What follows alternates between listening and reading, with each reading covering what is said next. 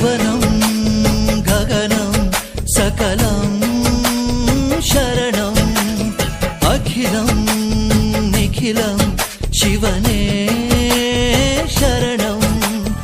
ಉಸಿರನು ಕಾಯಲು ಹಸಿರನು ನೀಡಿದ, ಇರುಳನು ನೀಗಲು ಹಗಲನು ನೀಡಿದ, ಶರಣು ಎನಲು ಇವನು ಒಲಿದು ಬರುವ, ಎದುರು ನಿಲ್ಲಲು ಇವನು ಮುನಿದೆ ಬಿಡುವ.